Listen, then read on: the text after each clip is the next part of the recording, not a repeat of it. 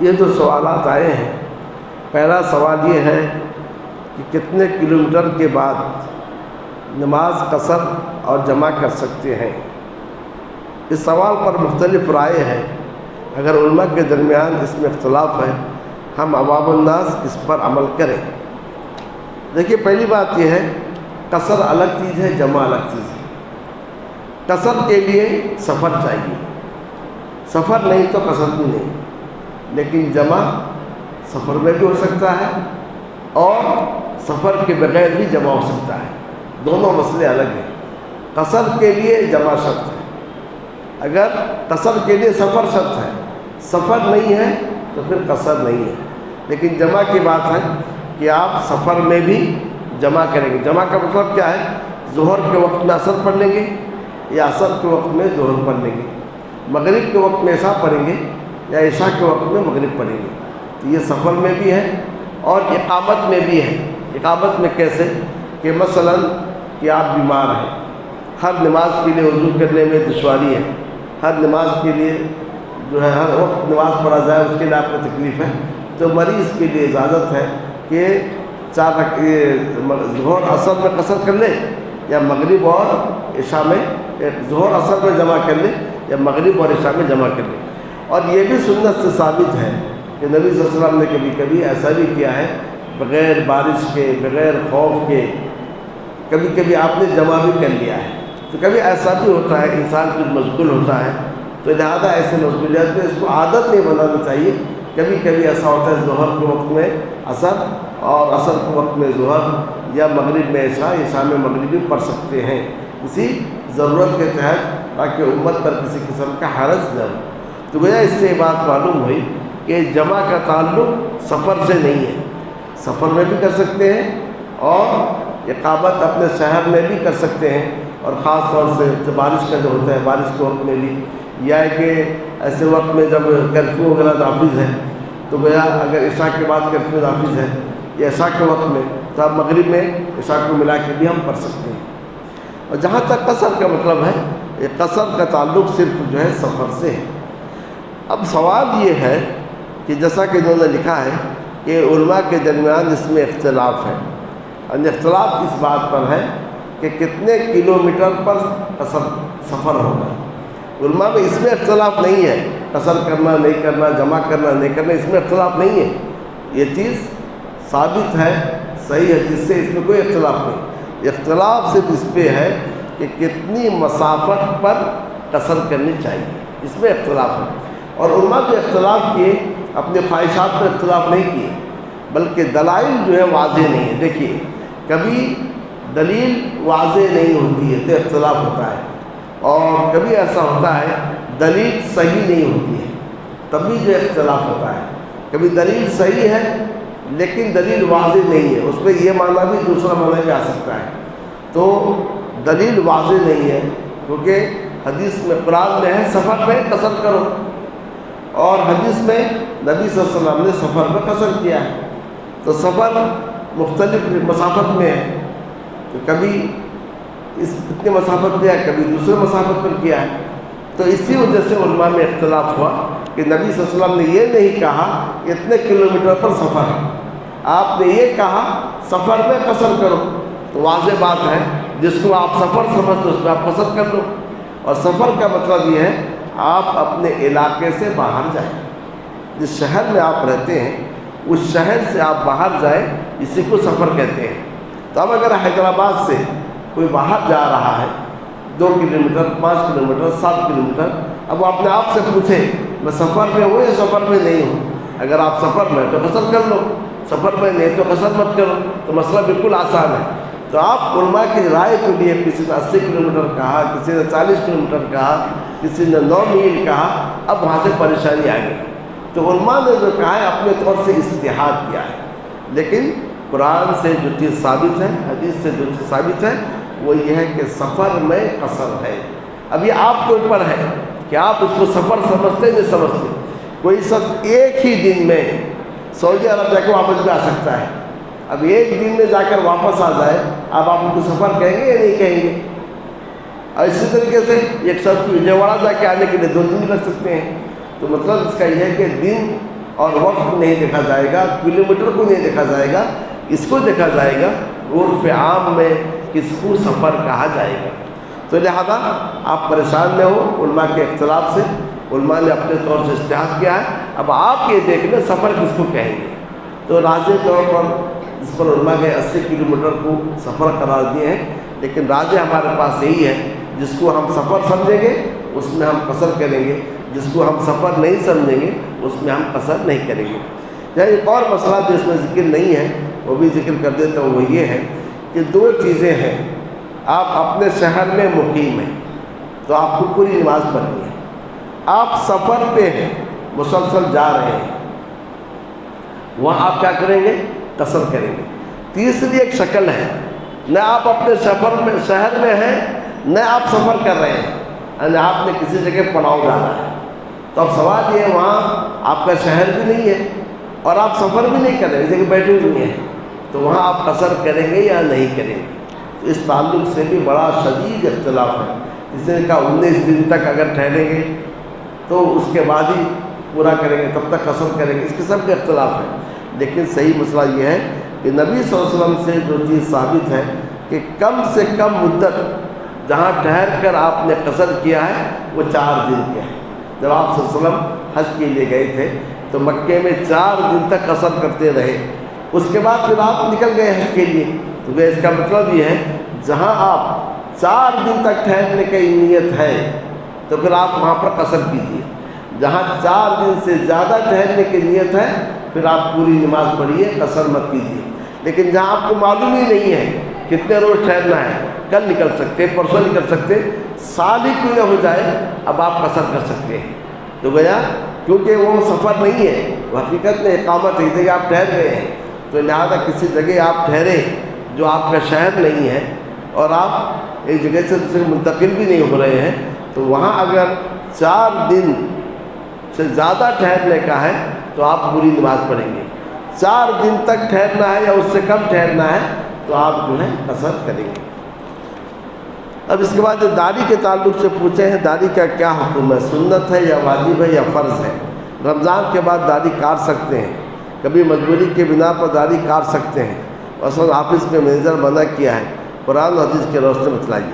سوال سے ایسا لگتا ہے سوال کرنے والے کے پاس یہ واجب ہے، تبھی وہ کہتے ہیں مینیجر کا یہ جو سوال ہے تو گویا واجب ہے، اور حقیقت یہی ہے کہ اس کے تعلق سے جو امر کے الفاظ آئے ہیں یہ وجوب پر دلالت کرتے ہیں، تو داڑھی چھوڑنا یہ جو ہے واجب ہے۔ اب یہاں پر ایک مسئلہ ہے کہ داڑھی کو کاٹنا اور دوسرا مسئلہ ہے مونڈنا۔ جہاں تک داڑھی کو مونڈنے کی بات ہے یہ حرام ہے، داڑھی کی جو مسئلہ مونڈنا ہے یہ مونڈنا جو ہے حرام ہے، اور جہاں تک جو ہے داڑھی کی سائز کرنا بولتے ہیں یا کہ کاٹنا بولتے ہیں تو اس سلسلے میں اہل علم میں اختلاف ہے، اور اس کی وجہ صحابہ کا کچھ عمل ہے، اس کو سامنے رکھتے ہوئے اہل علم میں اختلاف ہے۔ اب اس چیز کو انسان اپنے سامنے رکھتے ہوئے کہ اپنے حساب سے رہے، مگر اتنا یاد رکھ لیں داڑھی کو مونڈنا یہ جو ہے حرام ہے۔ اور دوسری بات یہ ہے کہ نوکری کا مسئلہ ہے، آفس کا مسئلہ ہے، تو اس سلسلے میں انسان اپنی مجبوری کو جانتا ہے، مجبوری کی حالت میں بھی بہت ساری چیزیں انسان کے لیے جائز ہوتی ہیں جب وہ اس کو کراہت کے ساتھ کرے، لیکن یہ جگہ اپنی بات ہے کہ داڑھی کو مونڈنا الگ مسئلہ ہے اور داڑھی کو کاٹنا یا سائز کرنا یہ الگ مسئلہ ہے، دونوں کو برابر نہ کریں۔ داڑھی کو مونڈنا ہر حالت میں حرام ہے، لیکن جہاں تک کاٹنے کے تعلق سے جو روایات ہیں ان میں بعض صحابہ نے جو ہے داڑھی سے کچھ بال کو جو ہے سائز کیا، اس سے جو ہے بعض علماء نے کہا ہے کہ داڑھی کو جو ہے تزئین یا کہ اس کو سائز کر سکتے ہیں۔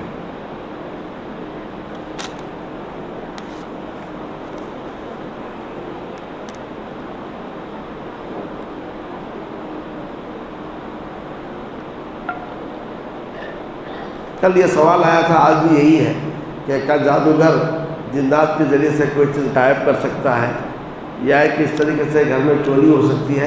یہ چیز واقع ہے اور ملحوظ ہے، نظر میں آتی ہے، کیونکہ جنات کے ذریعے سے بہت کچھ کام کر سکتا ہے، تو اللہ تعالیٰ نے اس میں ایک تاثیر دی ہے، مگر اللہ کے حکم کے بغیر ہوتا نہیں۔ اس کا علاج یہی ہے آپ اذکار پڑھیں اور گھروں میں قرآن پڑھتے رہیں اور قرآن کی تلاوت کریں، اذکار کریں، انشاءاللہ اس سے جو ہے جادو کا اثر نہ ہوگا۔ صدقہ کی اہمیت، اس کے قواعد اور طریقہ بتلائیے۔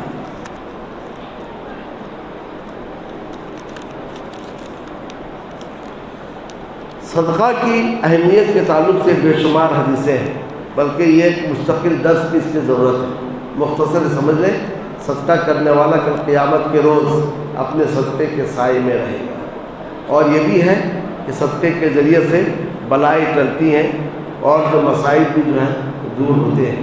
اور نبی صلی اللہ علیہ وسلم نے فرمایا اتقوا النار ولو بشق تمرہ، جہنم کے آگ سے بچو چاہے کھجور کا ایک ٹکڑا ہی کیوں نہ صدقہ کرو۔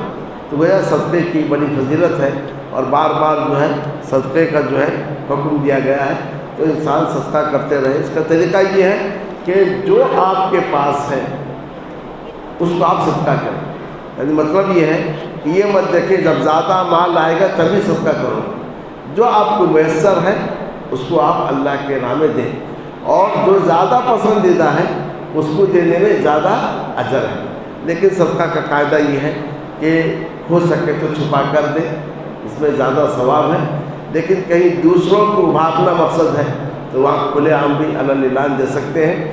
صدقہ دیتے ہوئے دو چیزوں سے بچیں، کسی پر احسان نہ جتلائیں اور تکلیف والی بات نہ کریں۔ ہم فقیر کو دیتے بھی ہیں اور ڈانٹ کر بھی دیتے ہیں۔ اللہ تعالیٰ نے فرمایا لا تبطلوا صدقاتکم بالمن والاذی، اپنے صدقات کو باطل نہ کرو احسان جتلا کر اور تکلیف دے کر۔ یہ صدقہ کے تعلق سے چند باتیں ہیں، اور کوشش کریں کہ زیادہ سے زیادہ ایسے ہو کہ چھپ کر دیں، کہ خفیہ طور سے دیں۔ وہ 7 افراد جنہیں کل عرش کے نیچے جگہ دی جائے گی، ان میں ایک یہ وہ ہوگا جس نے صدقہ دیا اس کے بائیں ہاتھ کو نہیں معلوم کہ دائیں ہاتھ میں کیا دیا ہے، یعنی اس قدر خفیہ انداز سے دیا ہے تاکہ اس سے کسی پر احسان آپ جتلا نہ سکیں۔ اور یہ کہہ رہے کہ میرا سوال استغفار کے متعلق ہے، جب ہم اپنے رشتہ دار یا مومن مسلمانوں کے استغفار کرتے ہیں تو کیا اس کو اسی وقت ثواب ملتا ہے یا پھر قیامت کے دن؟ استغفار کے پہلے مطلب سے استغفار کسے کہتے ہیں؟ استغفار کا مطلب یہ پتہ نہیں، یہ شاید سوال کا مقصد یہ ہے کہ دوسرے کے لیے مغفرت طلب کرنا ہے یا دوسرے کو ثواب پہنچانا ہے۔ استغفار 2 طریقے سے ہے، ایک تو یہ آپ اپنے لیے استغفار کریں، اے اللہ مجھے معاف کر دے، میرے گناہ کو معاف کر دے۔ دوسرا یہ ہے آپ مومنوں کے لیے دعا کریں، اللہ تعالیٰ مومنوں کو بخش دے۔ تو وہ استغفار کا مطلب ثواب پہنچانا نہیں ہے، استغفار کا مطلب اللہ تعالیٰ سے دعا کرنا ہے کہ اللہ تو انہیں بخش دے، تو ان کے گناہ کو بخش دے، انہیں معاف کر دے۔ اب اللہ عز و جل معاف کرے گا یا نہیں کرے گا یہ ساری کی ساری چیزیں ہمیں قیامت کے روز معلوم ہوگی، لیکن ہم نے جو استغفار کیا ہے اس کا ہم کو اجر ملے گا کہ ہم نے ایک مومن کے لیے دعا کی تو فرشتہ کہتا ہے تیرے لیے بھی ایسے ہی ہو، تو اس کا ہم کو اجر انشاءاللہ ثواب ملے گا، بشرطے کہ دل میں اخلاص ہو اور اخلاص کے ساتھ ہم اللہ سے مانگیں، ہمیں اس کا اجر ملے گا۔ اب وہ رشتہ دار کو ثواب ملے گا یا نہیں ملے گا یا قیامت کو ملے گا، اللہ اس کو بخشے گا نہیں بخشے گا وہ اللہ عز و جل جانتا ہے۔ ابراہیم علیہ السلام نے اپنے والد کے لیے استغفار کی دعا کی، اللہ نے قبول نہیں کیا۔ کیوں قبول نہیں کیا؟ کیونکہ ان کے والد کا انتقال شرک پر ہوا تھا۔ نبی اکرم صلی اللہ علیہ وسلم مدینے سے مکہ کے جانب جا رہے تھے، راستے میں ابوا نامی جگہ آ گیا اور وہاں پر ان کے والدہ کا قبر تھا، تو آپ کی بڑی خواہش ہوئی کہ میں اپنے والدہ کی قبر کے پاس جاؤں اور والدہ کے لیے استغفار کروں، ان کے لیے مغفرت کی دعا کروں۔ اجازت نہیں دی گئی کیونکہ والدہ کا انتقال اسلام اور ایمان پر نہیں ہوا تھا۔ تو نبی صلی اللہ علیہ وسلم نے کہا، اللہ سے درخواست کی، ٹھیک ہے مجھے اس کی اجازت دی جائے کہ میں قبر کو دیکھ لوں، قبر کی زیارت کر لوں، تو اس کی اجازت دی گئی۔ تو آپ نے اپنے صحابہ سے کہا کہ میں نے اپنے رب سے طلب کیا کہ مجھے اپنے ماں کی قبر کو دیکھنے اور استغفار کی اجازت دی جائے، اس کی مجھے اجازت نہیں دی گئی کیونکہ ماں کا انتقال توحید پر نہیں ہوا تھا اور اس سے پہلے ہی انتقال کر چکی تھی۔ تو میں نے کہا کہ میری ماں کی قبر کی زیارت کی اجازت دی جائے، تو زیارت کی اجازت دی گئی۔ تم بھی قبروں کی زیارت کرو، قبروں کی زیارت سے آخرت کی یاد تازہ ہوتی ہے اور دنیا سے بے رغبتی ہوتی ہے۔ تو تو گویا آپ کا اگر استغفار اس طریقے پر ہو کہ جس کے لیے آپ استغفار کریں، وہ مومن ہو، کوئی وہ مشرک نہ ہو، تو پھر انشاءاللہ اللہ تعالیٰ اس کے حق میں آپ کی دعا کو قبول کرے گا۔ لیکن یہ ہے کہ اس کو اس کا ثواب ملے گا یا اس کے گناہ معاف ہونے نہیں ہوں گے، وہ اللہ عز و جل کے علم میں ہے۔ ہمارا کام صرف یہ ہے، ہمیں جو حکم دیا گیا ہے اس کو ہم مان لیں اور اپنے لیے بھی استغفار کریں اور مومنوں کے لیے بھی استغفار کریں۔